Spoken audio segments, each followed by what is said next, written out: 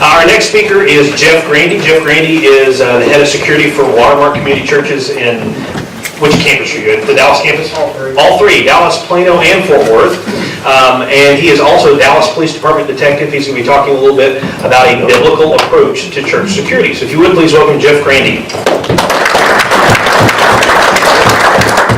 Can you guys hear me without this? Yep. Yeah. For sure? Okay, that's great.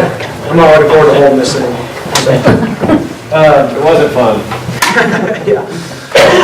Thank you so much for having me. Like you said, my name is Jeff Grandy. I've been with the Dallas Police Department now for 10 years. Spent 3 years in patrol in South Dallas and a couple years on a small narcotics task force in South Dallas.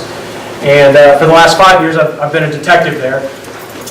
Been attending and a member of Watermark Community Church in Dallas for 10 years. And been on staff for about 2.5 years there. And the first thing I want to tell you guys is we do not have this all figured out by any means. This is a rapidly changing dynamic of church security. And unfortunately, the threats are becoming more real. The threats are becoming more prevalent. And the threats, the terrorists, are changing tactics all the time. And you constantly have to be reconsidering, and we are constantly reevaluating our policies, reevaluating what we do and what we don't do. And I'll be the first to tell you, we don't have this all figured out. I'm not going to stand here and tell you this is how it should be, other than trusting God to protect His house. So I'm excited to learn from you guys just as much as anything else. So I would love for this to be much more of a discussion, and you guys are welcome to raise your hands and ask questions, provide considerations, whatever it is. But thank you so much for having us. I want to start by reading you guys an email that I got from one of our attenders at Watermark. I've been on the job for about 2 weeks. I've been the director of safety and security for about 2 weeks at Watermark. When I get this, and just a little background, we do have cameras. We have surveillance cameras at our campus. He says, while attending church recently, I noticed quite a few security cameras throughout the building, even in the sanctuary. How do we as a body of Christ justify the expense of a system the world uses as a security blanket and preach Christ alone for our well-being? He said, what message does that send saying, welcome to Watermark, we're watching you? And then he says, Isaiah 30 comes to mind. Now, I had to go back and remind myself what Isaiah 30 is. If you don't remember, it's Israel being scolded for making an alliance with Egypt for physical security. And he says, hey, Israel was looking out for physical security. This is his argument, I think. They were looking out for themselves in a physical way, and God scolded them for it. And I want to open that up for just a minute here. How would you guys respond to that? Because maybe you have gotten that kind of email. Maybe you get those kind of emails from somebody within your church. Maybe you get those kinds of emails from a pastor at your church. I've talked to plenty of security directors in the Dallas area who fight tooth and nail against their senior pastor because he thinks, hey, God is our protector. You know, you're a liability. He's really not on board with them having a security director, frankly. But how would you guys respond to that? Does he lock his front door at night? I have to imagine so. What's the difference? Yeah. If he locks his windows and his doors, he's not trusting God. According to that reasoning, right? According to that reasoning. According to that reasoning. Sure. What else? Well, there's a passage that talks about the pastors to protect his sheep. Yeah. What does the Bible say about your responsibility to protect your sheep? What about Sutherland Springs? This was before Sutherland Springs, in his defense, but yeah. Stewardship. Stewardship. That's a great word here. Yep. What would you say about stewardship? We have to be stewards over what God gives us. As a shepherd, you have to protect the sheep.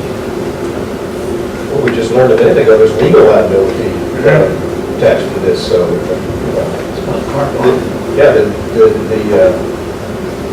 when the trial happens or whatever, we were trusting God and gonna fly in the court. Right? Yep. Am I right? Yeah, yeah, sure. And we do trust in God, but that doesn't fly in court. We gotta do due diligence. And frankly, I would go a step further, and I think y'all are on the same page from what I can tell. I'd go a step further, and when I die and stand before my Maker, I don't think the answer of, well, I was trusting you, Lord, is going to fly either. I don't think it's going to fly to him. Certainly it's in the world, but not of the world. Yeah. So we've got legal systems that protect us. We have to comply with it. We've got to do what we can do in that Yeah. relation to our liability. Amen. We can still trust God, but what are we going to do with the human side? God gives us common sense. It's like walking out in the middle of the freeway and saying, I just thought about don't, a vehicle's not gonna hit me because I'm trusting God. Yeah. That's right. All right, sounds like we're pretty much on the same page here. That's good. That's good. So, to your point, Rick, Romans 13, God has ordained a government over us, and we are to abide within that. Yes. Right? He is sending us out. What did Christ say? Matthew 10. He is sending us out as sheep among the wolves. Be wise as serpents, innocent as doves. And we got to play in that playground that He has given us. And that includes the legal system that He has ordained over us, Romans 13. This is a passage that we use very commonly. Psalm 127:1. Unless the Lord builds the house, those who build it labor in vain. Unless the Lord watches over the city, the watchman stays awake in vain. Never expect your work to amount to anything unless God is at work. That's right. Okay? But don't expect God to work if you're sitting by idle. That's right. Nowhere in Scripture, well, I know, by all means, chime in. Nowhere in Scripture do I hear God ever saying, if you trust me, you'll sit idly by as evil's at your doorstep. He says, go forth. One of the last commands that God gives to Peter in John 21 is, do you love me, Peter? What does He say? Shepherd my sheep, feed my sheep, tend my sheep, feed my sheep. Take care of my sheep. Yeah. 1 Peter 5:2. We're shepherds. We are His under shepherds. And we protect, we serve with rod and staff. Right? We have a responsibility. God has given you a responsibility, a stewardship with the flock He has set before you. And it is our responsibility, I believe, to consider the physical well-being of our people. Our Lord was 100% God and 100% man. And He has made us His valued creation. There's value here, and there's a responsibility here.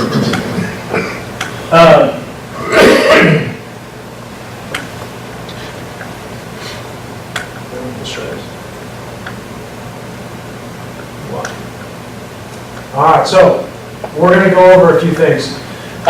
We can get into the nitty-gritty, and I'll give you a lot of examples of what we've done. I'll give you a lot of examples of the mistakes we've made. Maybe that's some of the best things I can give you, is just helping you not to make the same mistakes and have to cash those checks the way that we have. But I'm going to give you a lot of overview, okay? Because unfortunately, what works for us isn't going to work somewhere else. And what works for you guys isn't going to work for us, and there's a lot of specifics to your situation that you have to consider. So you guys are welcome to interact in that way and say, hey, what if we do that? Hey, what about that? But we're going to go kind of a high view here. And the first best practice I would give you is that you have to have emergency action plans in place. You have to have a plan for this, that, and the other thing. Okay, we've covered active shooter, right? Have a plan. What are we going to do in the case of active shooter? What if he comes through that door? What if he comes through that door? What if they're coming through both doors? What if as soon as we run outside, there's another one waiting? You have to think these things through. What if a bomb goes off inside? How is that different than if a bomb goes off outside and in different rooms as opposed to the children's area? What is our plan? What about tornadoes? A tornado unexpectedly comes ripping through here. What's our plan? What's our action plan? What if there's a fire? What's our action plan? Chemical spills. If you're familiar with the landscape of Dallas, Our main campus is at right at the corner of the High Five, where 75 and 635, these two huge freeways meet, and there's 5 levels of ramps and turnoffs and all these things. They call it the High Five. We're waiting for that day when there's a hazmat spill, when some truck tips and we've got a hazmat chemical cloud floating over our church, and what we got to do is tell everybody, hey, you need to stay inside, lock the doors, and the air conditioning goes off. But what are you going to do? Have a plan.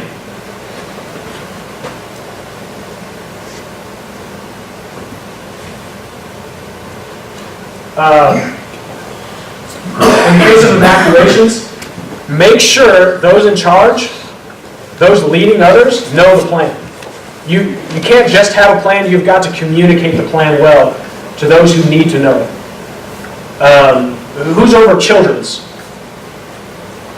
Do those people need to know how to communicate to all of their volunteers, hey, this is what we do when we say evacuate. This is where our rally point is. How are you going to make sure that no children go missing within that evacuation plan? That's something that we wrestle through a lot. I'll be honest. Let's say it's active shooter, and we decide it's time to evacuate. Which, frankly, the way our building is structured, if the active shooter is over in the what we call the auditorium, where all the adults are, children's gets locked down. Okay? And we can go into why we decided on that. But again, we constantly reevaluate that and how we're going to do that. But if it's time to evacuate those kids, I think one of the biggest disruptions to doing this organized in an orderly way is a bunch of parents screaming over to children and saying, give me my kid right now. And you can't stop me. Banging down those doors. I anticipate that to be one of our biggest issues. We have a tagging system. Okay, when you check your child in, you get one tag. It's a unique tag. There's one in the world, and you ain't getting your kid back until you turn in that tag. And what we encourage our volunteers and our children's staff to do is in the evacuation process, when those parents come by saying, I want my kid now, encourage them, help them understand that, hey, we need to keep these kids accounted for. Because when the fire department shows up, let's say the building's burned down. When the fire department shows up, you guys need to know, if there's one child not accounted for, they're going in. You're putting those men and women in harm's way because you failed to account for a child. So we have this ticketing system, and I tell them, hey, try to encourage parents, hey, you're welcome to walk with us, but please not take your child yet. He's safe. Look, he or she is okay. You're welcome to walk with us, but please not take him yet. We have to do this in an orderly way for everyone's safety. Practice those evacuations. Make sure your volunteers and staff know what they're doing. Shelter in place, tornadoes, like I said, chemical spills, power outages. What does that look like? In our children's area, most of the classrooms are around the perimeter of this building. In the case of tornado or something like that, we're all sucking them into the middle, getting them away from the windows. But consider that, okay? And get your staff and get your volunteers on board why you're sucking them into the middle and getting them away from windows and this and that and the other. And make them think that through first. You know, if it's happening, it's too late. Okay? Make them think that through at least once. What does that look like to get kids away from the windows? Medical emergencies. AEDs. These are not cheap, no doubt about it. And they're also not incredibly cheap for upkeep. Those batteries are over $100 just to keep it running. However, they save lives. The biggest medical emergency, and we have them all kinds, all the time. But the biggest medical emergency we've had actually is somebody dropped dead of a heart attack in the parking lot. There's in the middle of our Sunday night service, nobody was out there. He's walking in late, about a half an hour late. Has a heart attack, and by the time we hear about it, we're going out there, we've got the AED out there and everything. We lost him. But have a plan. What if how often, at least once every 3 to 4 months, somebody falls out in the middle of a church. Somebody passes out, somebody seizes up right in the middle of the sermon. Do you have a stretcher? Do you have a wheelchair? Do you have medical folks or folks willing to, we're going to talk about security teams. Do they know what to do in that instance? Is your pastor on board? And you need to especially stuff that's going to affect right in the middle of the sermon, you need to correlate with whoever your teaching pastor is and whoever those folks are speaking, the band, whoever's up. You need to work with them to understand, hey, this is what we need to do, and this is what we need from you in that instance. So it's not all a big surprise. And for some of you, that answer is different, how they want that handled and how you work together. So you just got to sit down with them and get on the same page. Does that make sense? I'm just giving you things to think through. Things to consider. Who's gonna call 911? Do you have medical kits? Going back to liability, hey, unfortunately, I say this all the time when we have trainings with our teams. In our world today, and David, by all means, chime in here, but what I always say to our volunteer teams and everything else, whenever we're training with anybody, the liability issue comes up, and I say, when people start asking, will that get us sued? Will that get us sued? Will that get us sued? I just interrupt and I say, guys, we got to stop asking, will that get us sued? It's time to start asking, when we get sued, how do we justify what we did? Is that fair? That's very fair. Okay. It's going to happen. It's inevitable. Yeah. You can do everything right. You can do everything to the best of your ability. Somebody's going to find some stupid reason to sue you. Okay? And you've got, before God and everybody else, you might have to stand up there and say, hey, look, this is why we did what we did. And be able to justify that. And so one of the reasons that I started the way that I did is, yeah, you are going to have to justify it to judges or lawyers or juries, whatever it is. But you know what? There's a lot of gray here. Am I right? Are we already finding that? Like, have you already seen that? There's a ton of gray. Say goodbye to black and white in safety and security. There's so much gray here. And a lot of it is because there's not a lot of case law on it. We're kind of in the Wild West on some of this stuff. We don't know how courts are going to look at this.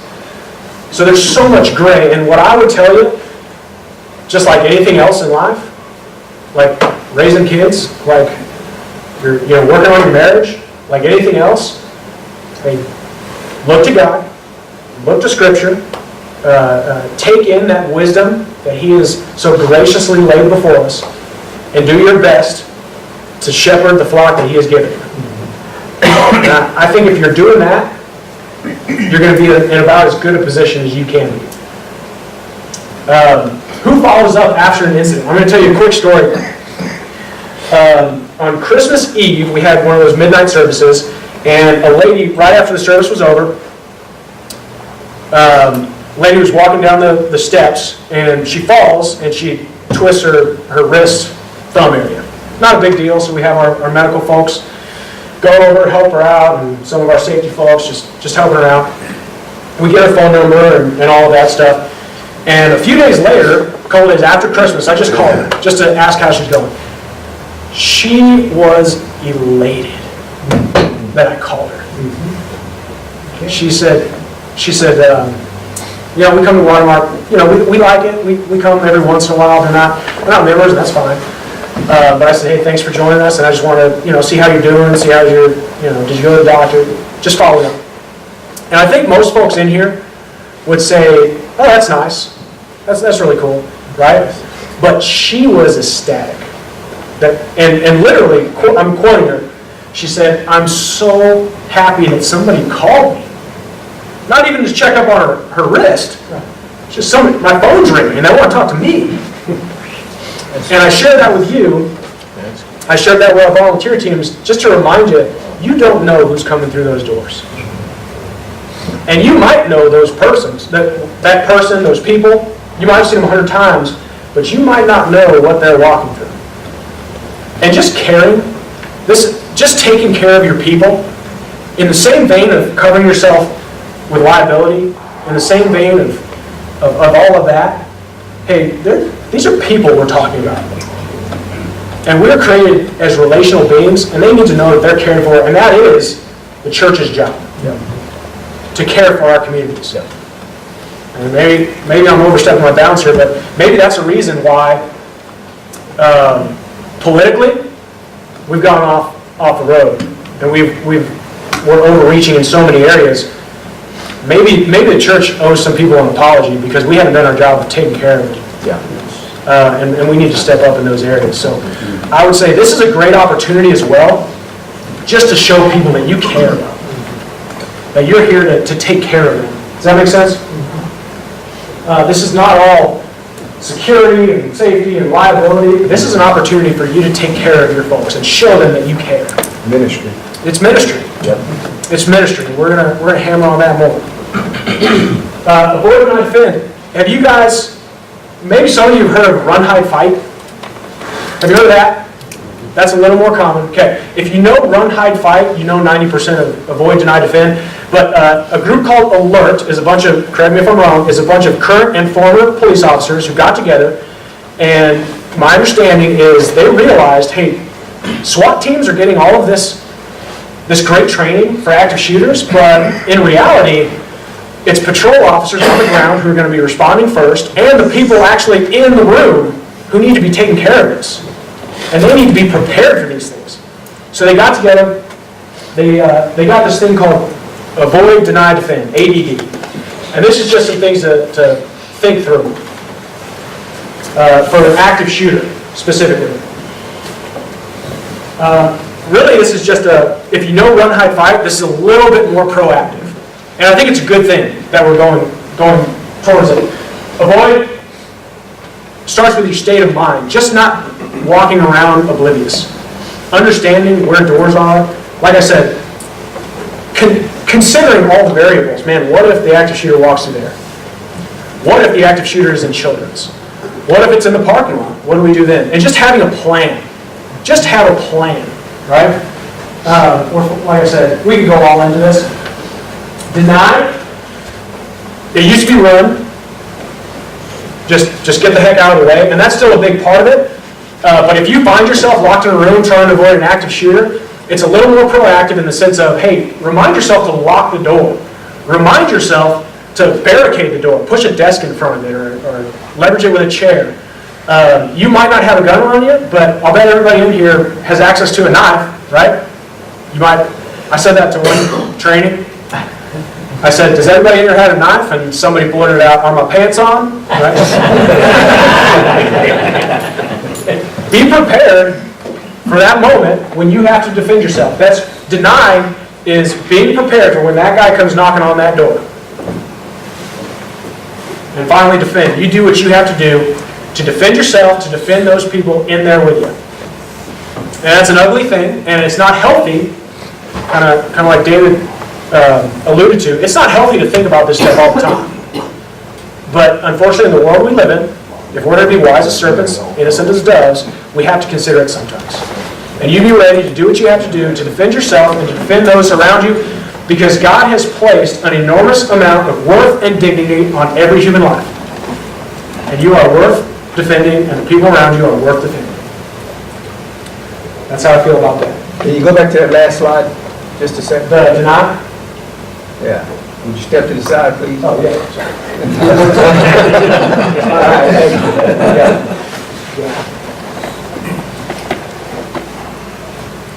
Finally, call 911 when you get a chance. When do you call? Let me ask this. When do you call 911? Well, that's an emergency. When you can do it safely. Okay, when it is tactically safe to do so. Right? I remember when I was in the police academy, they say, when do you double cuff? And if you don't know handcuffs, you put the handcuffs on, but then you double lock it by putting this little thing in, and it's a little double lock so it doesn't cut off your circulation, all that stuff. And they asked me, when do you double cuff? And I said, always, because that was our policy. That's the policy. You always double cuff, and they drill it in. You always have to don't forget to double cuff. So they said, and we were going through some scenarios. They said, when do you double cuff? And I said, always. He said, nope. When it is tactically safe to do so. Now, we do have off-duty police officers at our campuses, and we're very blessed with that because they're going to get on the radio just as soon as anything sets off. And it's going to go right to dispatch. When you call 911 is when it is tactically safe to do so. Get people out of the way first. Once police arrive, have those hands up, because all they know is somebody's shooting. There's a bad guy with a gun, maybe more, right? Have your hands up, let them know, I'm okay, I'm good, I'm not a harm, I'm not a threat, okay? Lest you become a victim in all the chaos. Does that make sense? I'm flying through, by the way, that's much more extensive, I'm flying through that. Just be ready. Be ready to help other victims. Be ready to help yourself. Our medical team, we have a volunteer medical team made up of doctors and nurses and paramedics, and their job in all of this is setting up a triage somewhere where it is tactically safe to do so. Our safety team, our volunteer safety team, and our ushers and our greeters and our parkers, their job in an active shooter is helping people get out. Just help people get out. But have a plan. This is a suggestion from alert at DHS, have a go bag for law enforcement near you. We do not do this because we're set up just differently. But they suggest have a go bag. Have a laminated map for those responding officers so they know how to navigate through your workplace. Have a flashlight in that bag, have a tourniquet in that bag, have bandages, all these things. Spring-loaded window punch, doesn't have to be spring-loaded by any means. A lot of you might have them on your knot, a window punch. But just things to consider in that go bag if you decide to go that route. Medical response. We took a training class called Stop the Bleed, which I found to be very helpful.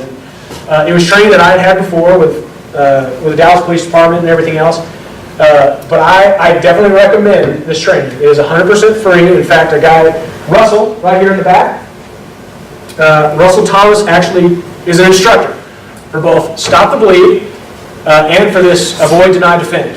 And it is 100% free for them to come out and train as many people at your church, volunteers, staff, everybody, for emergency trauma training. Okay, how to apply a tourniquet, a tactical tourniquet, because it's different. How to apply a tactical tourniquet, how to apply packing gauze, a bandage, those things. I highly recommend you do it. It's free. And I'm telling you, it's not always just self-intuitive what to do with that bandage and that tourniquet. Okay? I would highly recommend, that will give you hands-on experience, practice on how to twist the tourniquet and all these things. And I promise you from personal experience, you need that training because it's a lot harder when it really goes sideways. When the blood is spurting and it's all slippery and all these things and people are screaming, you don't want that to be the first time you've ever handled that tourniquet. Okay? You don't want that to be the first time you've unrolled that packing gauze. You don't want that to be the first time you're fumbling through that medical kit saying, okay, what's that, where is that? I highly recommend you get the Stop the Bleed training for as many people as you can, as well as the Avoid, Deny, Defend training. I just flew through it. I just gave you the idea behind it. But I think getting that training will help you think through how are we going to plan this out and plan through all the what-ifs. Does that make sense? So Russell's an instructor. He can bring his team down. His cards are right up here. I recommend you guys do it however you can, whenever you can.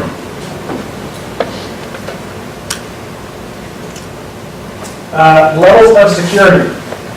I noticed one question that was passed on is, hey, does church safety and security go beyond guns and guards? I think was how it was phrased. And I would say absolutely yes. In fact, we could talk for 3 days about that question. Again, very high overview. The passive security is lighting. I think David touched on that. And architecture. Think about this. The new trend for terrorists are driving trucks through crowds, right? We're currently building this little outdoor area at our Dallas campus. I fought tooth and nail, and I think I won them over. But I had to fight tooth and nail to put a little 3-foot wall around this area. Because I heard about it, and I said, yeah, hey, Pastor Todd, that's going to be beautiful. I think it's going to be great for fellowship. I think it's going to be great for ministry. I'm all on board. You should know that people are renting trucks just to drive through crowds. And you're putting an outdoor crowd almost every day on our campus. So I fought tooth and nail to put just a little 3-foot concrete barrier around this thing. We have, and it doesn't have to be ugly, we have big glass doors, okay? And fortunate for me, before I got there, They had steps leading up to those doors with metal railings and these big, huge, like aesthetic boulders sitting outside. And I looked at that and said, thank you, Lord. They didn't do it on purpose, I guarantee you. But it makes me feel better about our big, huge glass doors. So architecture is a huge either security liability or a help. Like big, huge glass doors, that's a liability. Having something in front of them, that's a help. Does that make sense? So you have to think through, what does that mean for you in your situation?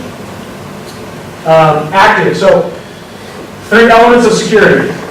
And this is what I would have you think through as you're thinking, man, what is our volunteer team going to do? What are our police officers, security team, what are we going to do?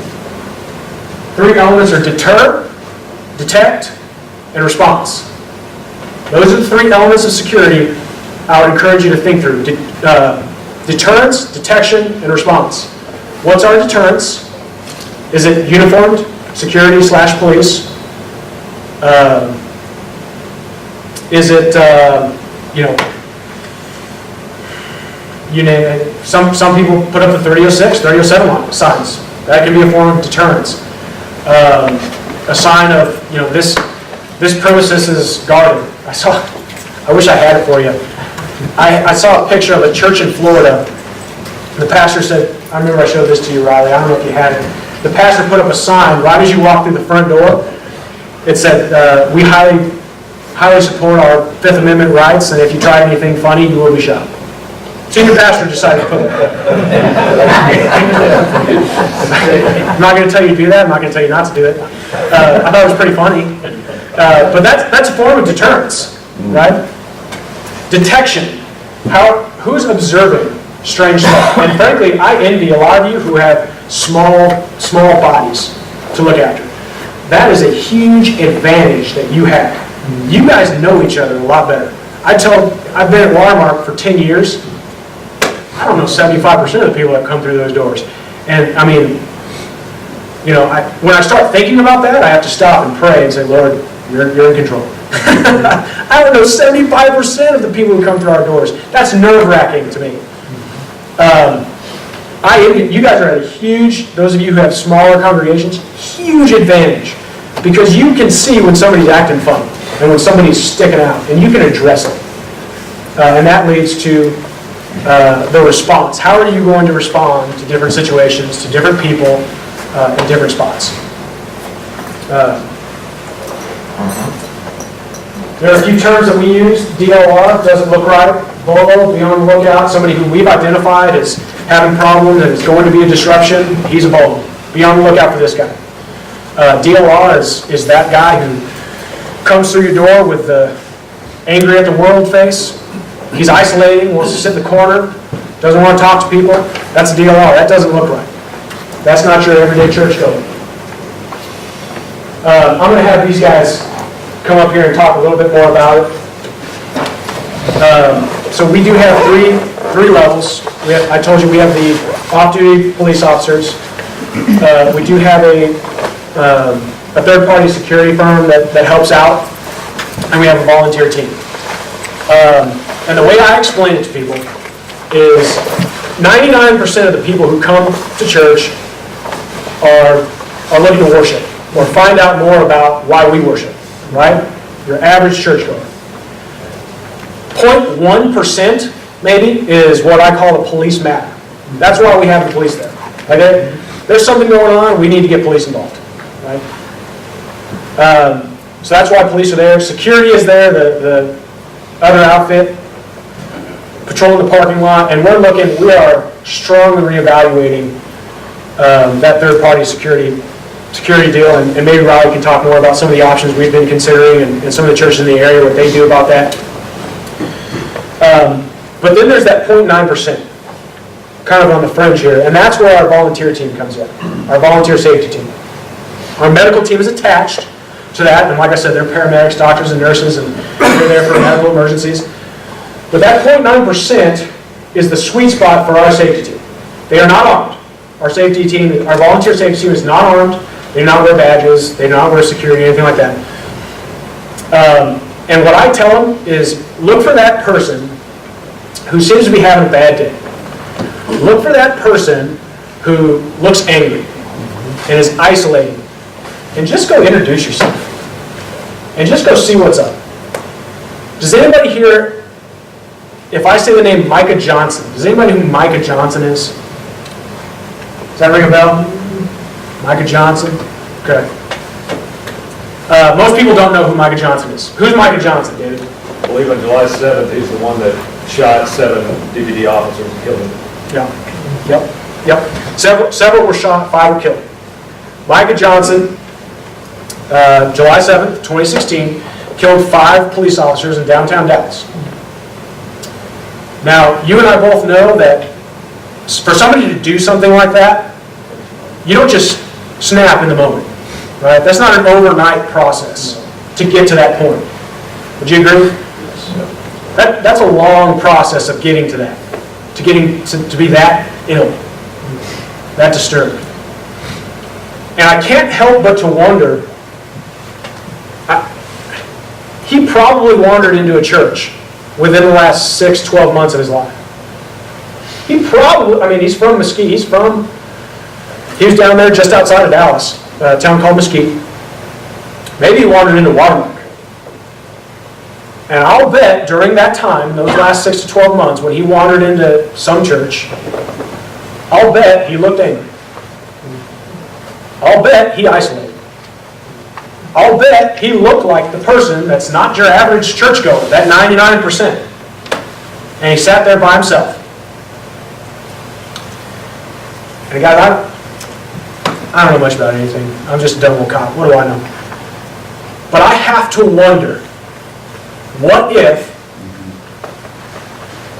somebody saw through all that, saw through the angry look and the scary demeanor and all those things, and said, hey, the Lord that I worship died for that guy too. And he doesn't want him to isolate, and he wants him to feel cared for. What if somebody looked through all of that, and just introduced themselves, heard the guy's story, asked him a few questions, was patient with him, and said, hey, there's a better way to handle your frustration, young man. There's a better way to handle your anger, and your questions, and your frustration, and all these things. Maybe he would have made a better decision on July 7th, 2016. And in my opinion, the volunteer safety team that we're trying to create, and by all means, it's not perfect. The volunteer safety team that we're trying to create is aimed at stopping those kinds of things proactively before it gets to that point.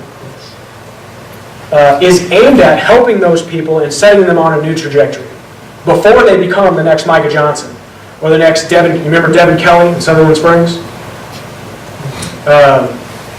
It's aimed at seeing those people and letting them know that they're cared for, and there's a better way to live. There's a better way to handle your anger. And that's what we try to do with our safety team. It's a ministry.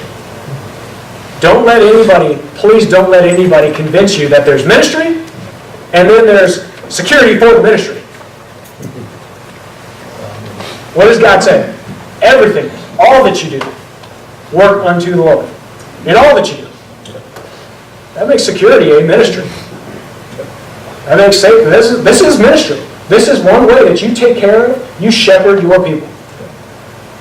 I'm going to turn it over to these guys. So, Ronnie Sr. over here was a volunteer on our safety team just like me before he came on staff just about a month and a half ago now. And his son, Riley Jr., is a volunteer on our safety team as well. They've both been around Watermark for a while. I'd love for them to explain a little bit more to you of what we do, how we do it, the heart behind it. So I'm going to give it to you guys.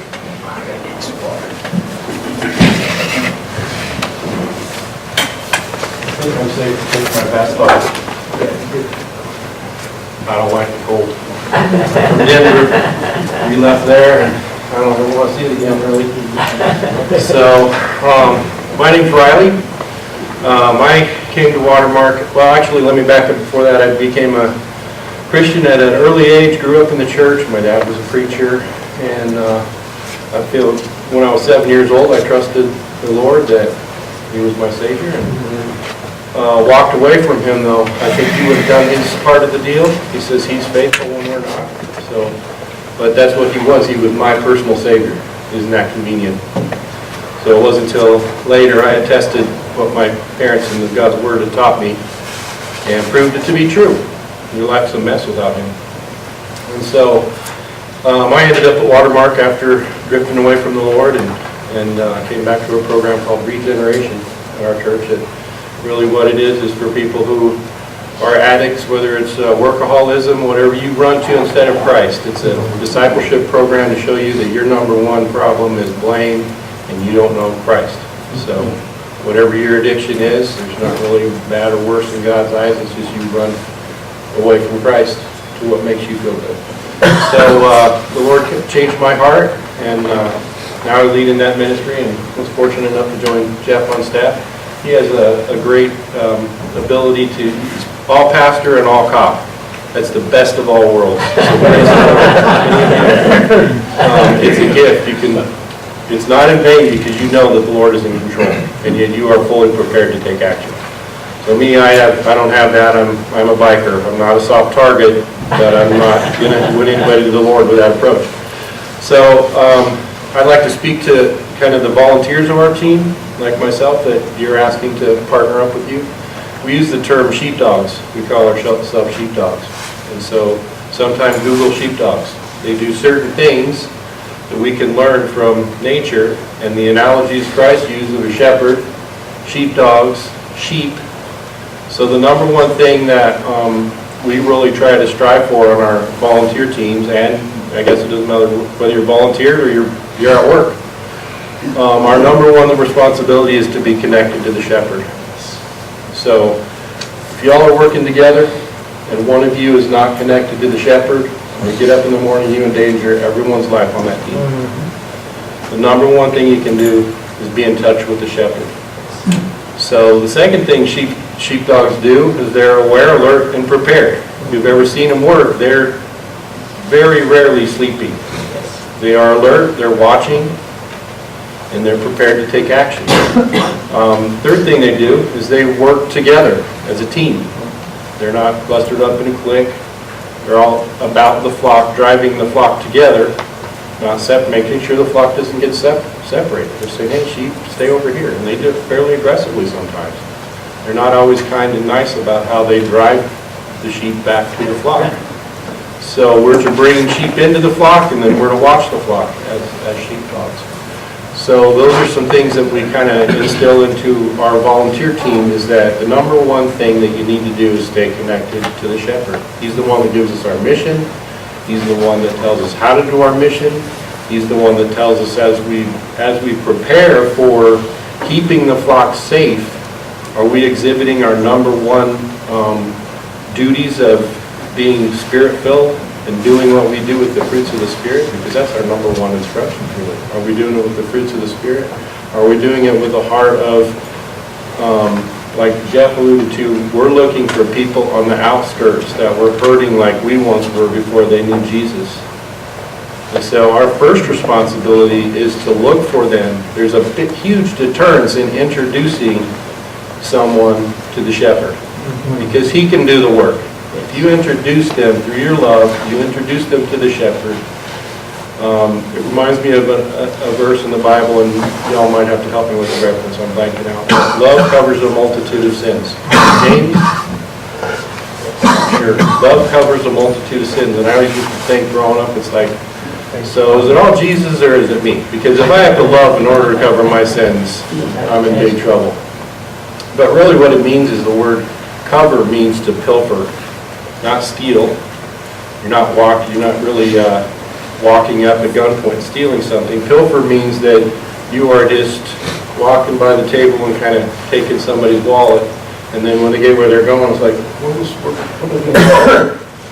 you're pilfering, you're stealing, you're like a pickpocket.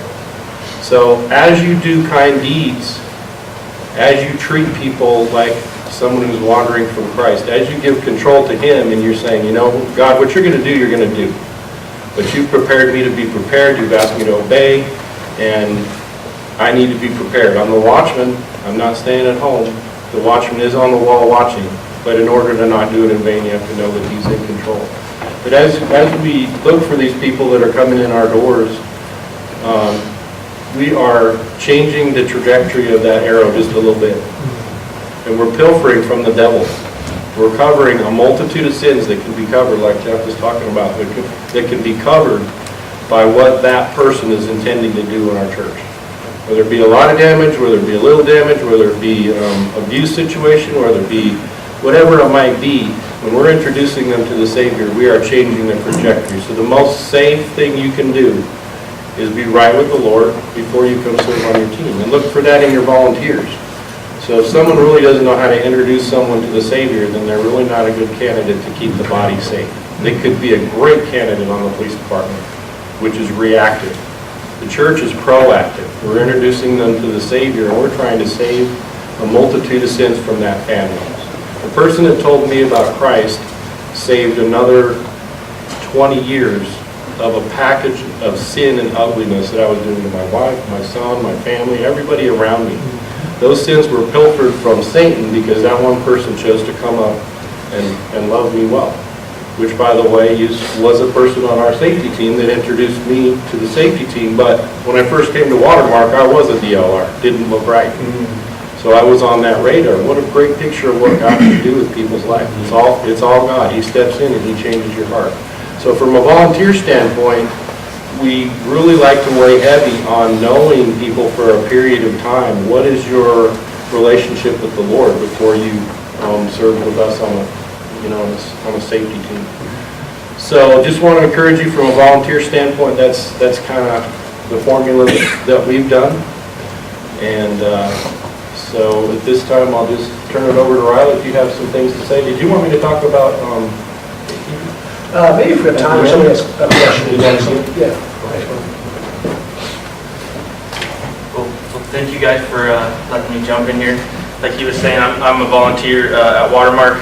I'm glad to be able to come. I think I don't know that there's many people that are more blessed than I am to be able to serve in a ministry where it's not just about protecting, but the message that these guys are talking about is heavily pushed, as it should be. That really the number one goal isn't that we would just protect the flock, but that we would go and find the DLRs and introduce them to the shepherd. So I just had a couple of points from a volunteer's perspective that I just wanted to share, some things that they passed down to me that have really been impactful. Some of them are just statements. One of the big things that we always say is our goal is to encourage an environment that's conducive for worship. And I think that's a really great way to think about it because that can encompass everything. We're really concerned about the flock and giving them a place where they can just come and safely worship. And they don't have to worry about it. You know, there's the watchmen and the builders. You know, you got people that are building and we watchmen are letting them do that. Also, an environment conducive to worship can include kind of what we're talking about with the situation in Sutherland Springs. That person is coming in to affect the worship. So it's possible that you have this DLR that you can encourage towards the worship, and then there's other people that's just not going to necessarily happen. That 0.1% where we're going to try to pass them off to DPD, or for us, Dallas Police Department, or in your case, maybe whatever that non-volunteer and pastoral care side of it's going to be. Another big thing is really just that we are ministers of reconciliation. I love 2 Corinthians chapter 5, where it just talks about really that we are ambassadors for Christ. We have, and what a privilege that we have. And the more we can focus on that privilege of reconciling, the more that we're going to be able to take that 1% and the 0.9% and actually get them to the shepherd instead of, and I'll give you a story here in a second, instead of actually sometimes pushing that 9% away out of fear. I've got a buddy of mine who let me know after the Sutherland Springs situation, at his church, they just did something that kind of made him uncomfortable. They just started posting up guys that look scary at the front doors, standing there with their arms crossed, at the back of the sanctuary, and then even one guy behind the pastor on the stage. And so I'm not going to say whether that's a good idea or a bad idea. I don't know the whole situation, but it seems to me like that's more of a scare tactic to scare people out, and sometimes that's not as effective. So focus on the reconciliation. And then as a volunteer, I wanted to just remind the leaders something, and then also something for you volunteers to think about, as hopefully your leaders are going to be continually pushing this, is don't forget the number one training. It's very similar along the lines of what my dad was saying, but we're talking about all the things that we can be trained in. You don't want to walk out with your gun if you're not prepared to handle a gun.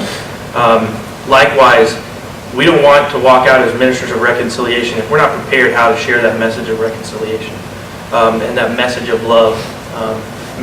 Jesus told us the greatest commandment is to love God and love others. And so if we're not prepared to know how to love others, it's going to be really difficult for us to share that message.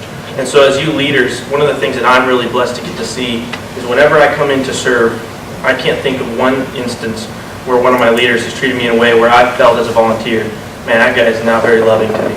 And so I have some leaders that are not just showing me how to love by the way that they love the DLRs and the BOLOs and the people that are coming into worship, but also that the way that they love me. Through the way that they give me tactical training or specific training with regards to our ministry, or just training on how to love by me watching them interact with each other, the way they interact with the other volunteers.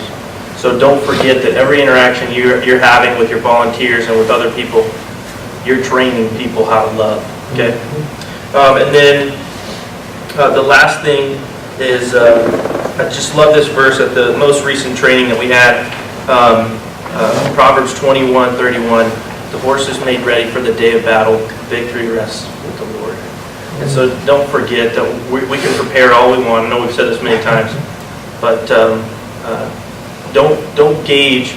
Sometimes we gauge whether or not we did something right based on the outcome. Okay, and so we run through scenarios all the time, and there's always this what if. And sometimes you have to get to the point of the bad part, the what if might happen. But if you're waking up and you're spending time with your shepherd, and you know that he's the one who's walking before you, and you get in a hairy situation, it's because he wanted you to be in that situation. So don't focus on the outcome. Focus on whether or not you're just making your force as ready as possible. And then the last thing to consider, just want to ask you guys a question. The Sutherland Springs, Texas thing, there was 26 individuals that died, and all their families had to deal with it. But what was more tragic? The fact that 26, most of them were probably believers, maybe not all of them, but the 26 believers and their families are experiencing some short-term pain and hurt, or that one individual, and I don't know his status, it's not my job to know if he was saved or not, more than likely he probably didn't have a relationship with Christ, which is more tragic. But that one individual is never going to possibly spend time with us in eternity with our Savior and enjoy all the things we're going to experience without a life free from sin and all of that, or that these people are missing their family members for a short term. So think about that as you're looking at these DLRs and these BOLOs, because that's one of them right there, my dad. And there's other people out there that we can see not just as someone that's scary or that we need to scare out of our churches, but that we want to encourage and love into our family. So that's it for me. Thanks for letting me share.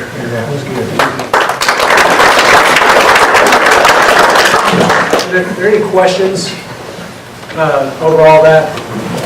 Just like David said, that was a lot. That's a lot. Yes, sir. Our facility here is basically indefensible because we have so many entrances and exits. So as we're training our people what to happen were a shooter to come into our field, is it better for us to try to teach them? I realize that in chaos, some training goes out the window, but if we don't have any training, it's going to be all chaos. Should we teach our people to hit the floor, stay behind the pews? Should we teach them to run for the exits, to do what is your recommendation on doing? And I realize every situation is different, but it appears to me that we have people that are licensed carrying weapons in our building, but those people are going to kill innocents if everybody's up and running. So I would say this, if you have identified people who are carrying, if you know they are carrying, now you have to think about the liability part of that. Okay, and if you're going to continue, and I'm not saying this way or that way. If you choose to continue letting them carry, are these LTC carriers? They're not police, they're not security guards, they're just LTC members. Okay. If you are going to choose to not tell them, or tell them not to carry, I think you have some liability now to train them on your emergency action plan and how to respond in an active shooter. And what I'll tell you, the way we're trained, the way police are trained in an active shooter situation where civilians and innocent people are all around, you might take a few in the process, but you don't pull that trigger until your muzzle's practically in the guy's ear. Okay. Because that is a heck of a... I'll take that bullet before I have to live with understanding that I just killed the 4-year-old girl behind me because I missed. And I mean, I'm not here to brag or anything. I'm a decent shot, but when it's on, that's a whole nother ballgame. Okay? That's the way we train. In fact, I'll give you more. The way we train is you run up, if you can, behind them so that you don't get shot. And if you are, we carry our gun to the ground, and I'm going to put my gun right here in the back of his neck and shoot down so it doesn't go through anybody.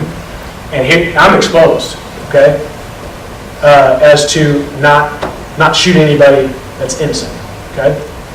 That's how we train. That's how we're taught. With the idea in mind that we're trying to avoid shooting innocent people. Now, I would say if you're going to continue to let them carry, that's fine, but you are responsible to give them an action plan and work through that with them and help them understand, hey, this is how you maybe don't shoot innocent people. That said, we train in an active shooter, we are getting people out. We're getting people out as fast as we can.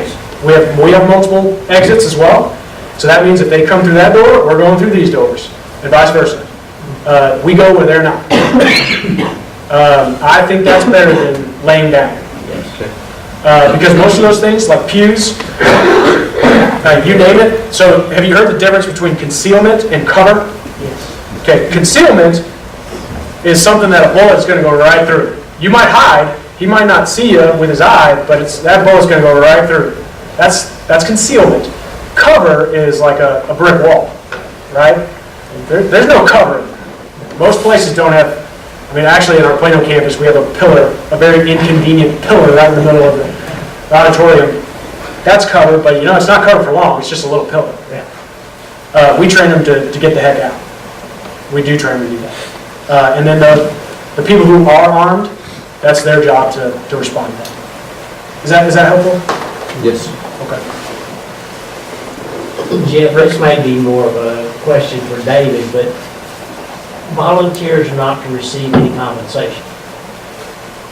But cost of training for your security team or non-lethal weapons, less than lethal, is that covered, is that considered compensation? I wouldn't think so. What was the question again? You said if they receive training paid for by the church? Yes. I don't think so. But it's a good question to be asking yourself. I would just suggest if the people could afford it, it might be best for them to do that. Or, you are doing that proactively. It's not necessarily as a payment, the remuneration for their service. It's preparing them for their service. Okay. So I would think that's okay. Any other questions, concerns, thoughts? I have a question. Obviously, Dallas and Snyder, Texas are geographically different. Worst case scenario, if somebody dials 911, it's probably going to be 3 minutes before an officer gets there. I realize in an active shooter situation, 3 minutes is a lot. Yeah, just seconds.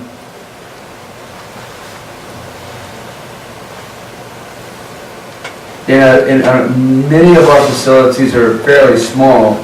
This one's fairly large compared to most of them. If the best advice is to run, get out of the building, is it really, I don't want to say beneficial, is it best to have somebody in the church that has a firearm in that span of time? Because it might be a minute, Right. and it might be 3. At most, probably 3. Is it better really just to have a plan to get out and not do the firearm? Because like I said, all the damage can be done one way or the other in 3 minutes. You know, Do you understand what I'm saying? I think so. And ultimately, that's what you have to decide for yourself. Given your specific situation and pray, man, I can't reiterate it, I know you know this, man, pray for wisdom in that area. Pray that God will show you what He wants you to do. And if He wants an armed police officer inside, and maybe you're in a situation where, hey, we don't have the funds to have off-duty police officers everywhere, or even one. Maybe you're in a situation like that. I would get on my knees and start praying that God would send that person who's just in the congregation. He cares, he's a believer, he cares about these folks, and he's a law enforcement officer, and that insurance bag is on his department. Does that make sense? Because just like David said, they're under a whole other set of laws and liability and all of those things. The best thing, really the cheapest and best thing for churches is to identify law enforcement officers who are willing to do this as a volunteer. By and far. Am I right, David? Absolutely. By and far, the most effective, both action-wise and financially effective ways of doing this, identify law enforcement officers who are members, who care, and are willing to do this at a volunteer level. So that's where I would start, and I wouldn't announce it. I would just, the folks that you know, just start asking around. Do we know anybody like that? Do we know anybody like that? And keep it on the down low. Ultimately, if God has not sent someone like that, you've got to make that decision. Do we go with volunteer LTC carriers and let them carry? Or do we just tell everybody, get the heck out, nobody's allowed to carry, and get the heck out? You've got to make that decision. And like I said, that's a big gray area. Sure. But what I would say is pray for wisdom. Pray for wisdom and just ask yourself, hey, what would God have me do to take care of my people? Now, allowing people to carry, I haven't asked anybody to carry, is not the same as allowing people to carry doesn't mean I've asked them to carry. Yeah. That's not the same thing. Yeah. Not deterring somebody. I'm not, and if I don't ask him, and maybe this is a legal question, if I don't ask somebody to carry, that I happen to know, we have 15 people in here that have a license, and one of them pulls that out and does something, good or bad. The fact that I didn't inhibit them legally doesn't make me liable, does it? Yep.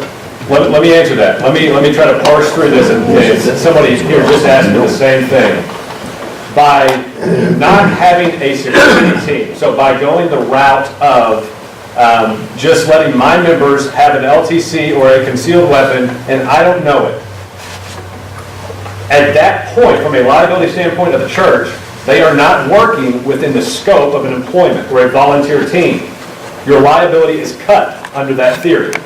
However, remember what I said, you have a duty to protect your church under a different theory of law from foreseeable criminal acts. Under that theory, there could be liability.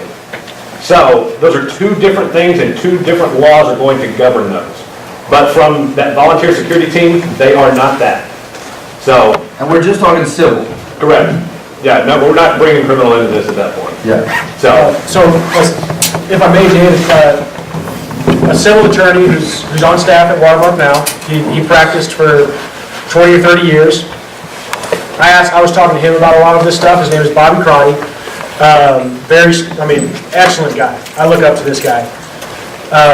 And he said, at the end of the day, ask yourself this question: is what I'm doing making the body safer or less safe?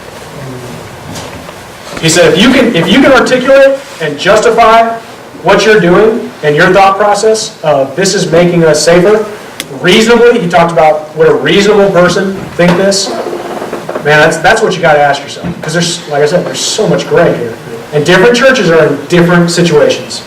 And I mean, like I said, it's not, will this get you sued? Stop asking that question. When I get sued, how am I going to justify what I did? How am I going to, okay, I'm just going to put myself in your situation. Let's say I'm sitting in court and they ask, hey, so you knew these 5 guys were carrying, you knew they had their LTCs, but you didn't ask them to stop, you didn't know anything about their training, you didn't know anything, and all of a sudden one went nuts and became an active shooter in your church. How am I going to justify what I did? You got to ask yourself that now, is what I would encourage you to do. Or, I asked them to stop. I asked them not to carry, and we went this route instead, because I felt like it was making my body safer. You just got to play out the what ifs and say, how am I going to justify this? Both to the court, but to God. We're responsible to God. We're stewards. When God asked me, hey, what were you thinking here? In a good way, obviously. Hey, how did you make that decision? I want to stand before him and say, well, I believed with the knowledge I had that this was making your people safer. Does Watermark make their trainings available to the public? No. No. Now, if you're asking, you are welcome to come out and we can put on something for churches specifically. Sure.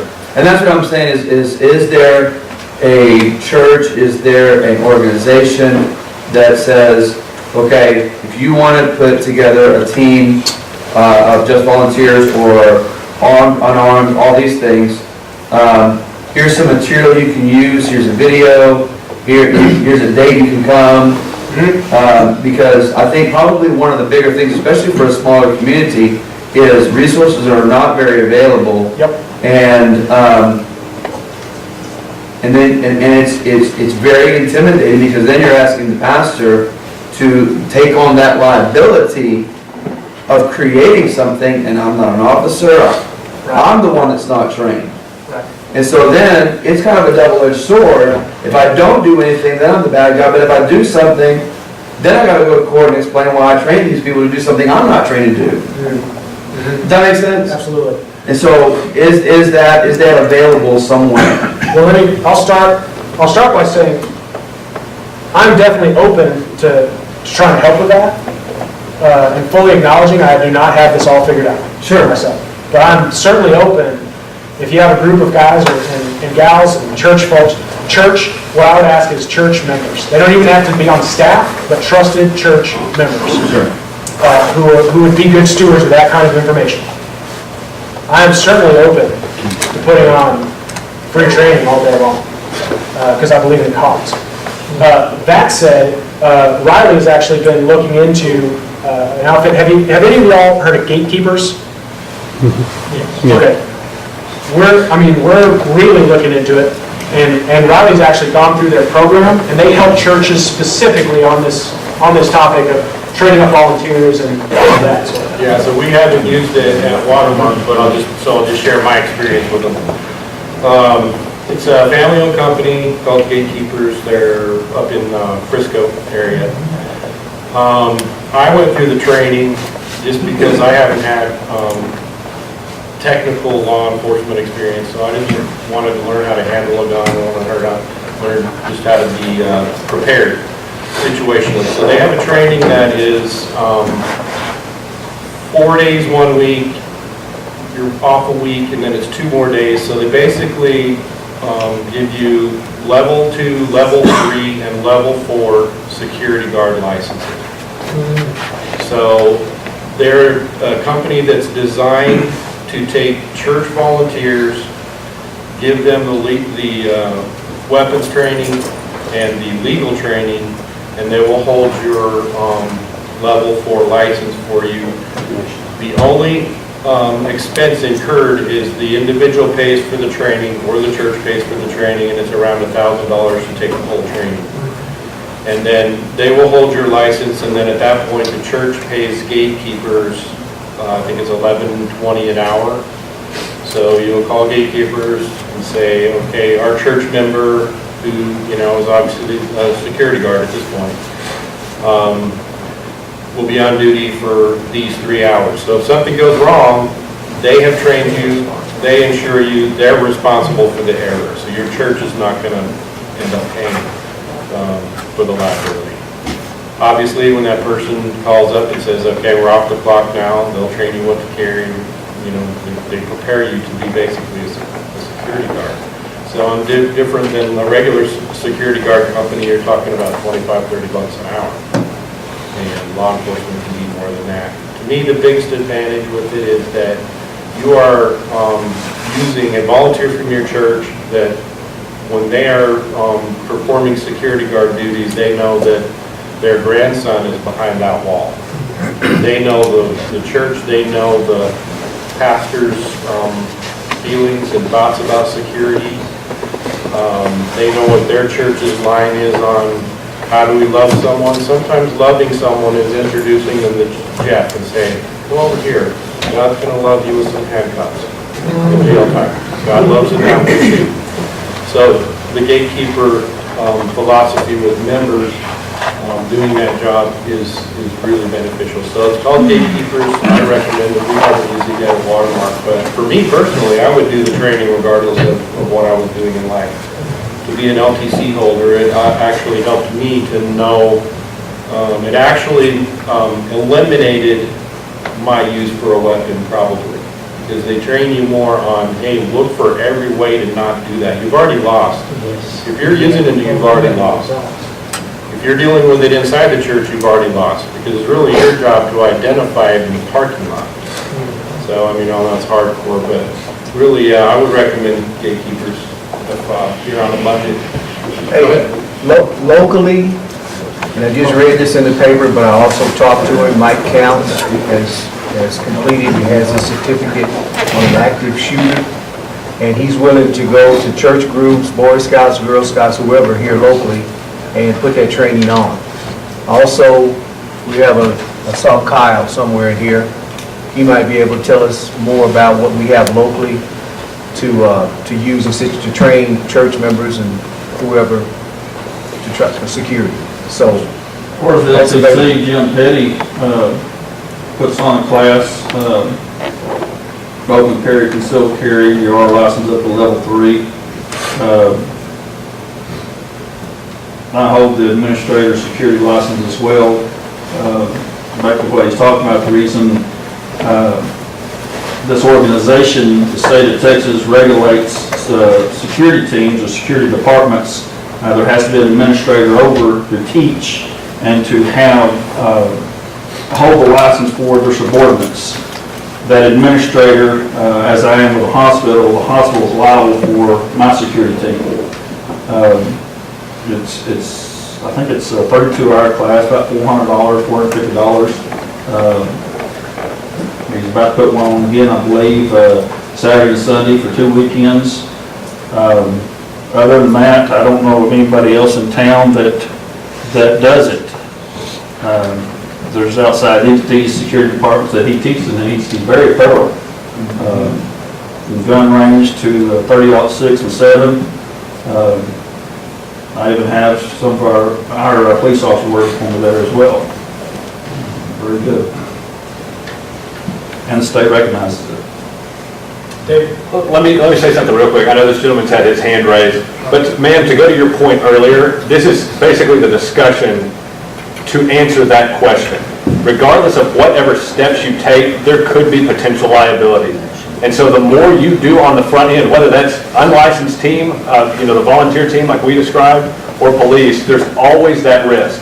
And I want to reiterate this. The reason we don't know why this will play out, this law passed in September and became active.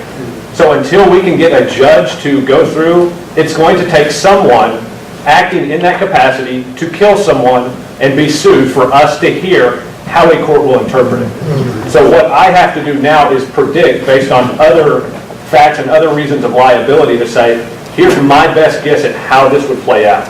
So even an unarmed volunteer security team, there's still going to be risk and liabilities. But the more you do on the front end, having that plan, knowing what to do in those active shooter situations, the better off you're going to be. Now, and this is me speaking personally, I find it hard to believe a court and a judge would say, you know what, even despite your best efforts and all this training, you're still on the hook. I think that's ridiculous. I don't think that's really the intent behind it. So maybe that fully answers and better answers your question and the reasoning why. So, and I know you had a... I read that the Attorney General had come down with a ruling or something. I actually have it printed out in my notes. What does that relate to? Is that security teams? It is. He mentions very briefly more, Lieutenant Governor Dan Patrick requested that Ken Paxton write an opinion. Hey, what does this mean? It really focused on 30-06 and 30-07, bringing the guns onto the church, how to kind of prevent it. There is one little paragraph right at the bottom that does talk about the 1702.333. It's not much there, but yes, as of right now, that is the only resource on this. So if you want more information on that, just Google Attorney General's opinion and put in, section 1702, and that will come up. Or I can email it to my brother and have him email that out to everyone here. But it is skin and bones. There's not much there. Do you expect them to clarify it? Over time, yeah. Because again, something's going to happen. Let's say, a church has an active shooter stifled out in the parking lot, and the police show up. Well, they have a lot of people running around with guns. Arrests are going to be made, things like that are possible. And usually from those situations is where people are more willing to start clarifying. So, but again, it took the Lieutenant Governor writing the AG to get him to clarify that. So, to be determined. Has Watermark, have y'all done any type of drills? And if you have, how did you do a drill? Great question. We have not done a really large scale drill, if that's what you mean, with all of our members there on a Sunday morning, anything like that. We have done drills with our children's team, with children. We've done drills with our safety teams, our volunteer greeters and parkers and all those things to let them know this is what we're asking of you and this is what our emergency action plans are. We have done those drills. But the biggest drill we've done is with the children's team, where we actually filed children out and all that. That's a tough sell to get your senior pastor to say, hey, can we take a Sunday to, and frankly, I'm not too worried about it. I think it'll be all right. As long as our volunteers are on the same page and know, hey, when it goes down, when it all goes sideways, we need you to take a stance of authority and say, follow me, we're going here. Any other questions, concerns, thoughts? Right. Just one of my favorite verses as you were talking about praying to God for wisdom. It's just such a great reminder. There's a lot of things we can ask from God, and there's not a guarantee that He's going to give them to us in this life. But one of the things He does guarantee He will give us if we ask from Him is wisdom. James 1:5-8 says, "But if anyone lacks wisdom, let him ask of God, who gives to all generously and without reproach, and it will be given to him." He goes on to say, make sure you ask in faith, or else you won't get it. But feel free to ask. All of your situations are going to be different than everybody else's. So you're going to get different advice. You're going to get advice from attorneys, a lot of different people. But there is one person who has the best answer for your situation. And don't fail to ask him more than you ask anybody else. A lot of times I catch myself doing that, asking my dad, asking people in my life how I can get help, and I fail to ask God diligently for the answer. So don't forget about that. I went to a sexual abuse seminar, and one of the things they think is the more barriers you set up, the levels you have to go through, the better. Locked doors and greeters and the more levels we put up, the better. Absolutely. With those multiple doors, as best you can, I would say lock them. And frankly, I don't know your specific situation, so forgive me if I don't understand. But I would say lock all of those doors around there, and I think it's good for your congregation to have to talk to one another as they file in. I would say, hey, appoint your main door as the entry and exit point, because that's good for safety and security. I think it's good for bringing your congregation together too. I would say depend on your church or from a fire safety perspective, make sure that if there are doors that can be readily, if there's not a crash bar, don't lock those doors. Good point. Good point. Anything else? Just a heads up to the pastors locally, consult your insurance companies. They can give you a lot of pointers on which to upgrade security in the church. We did that, and they gave us a lot of great points. And they give you a cheaper price on the insurance too.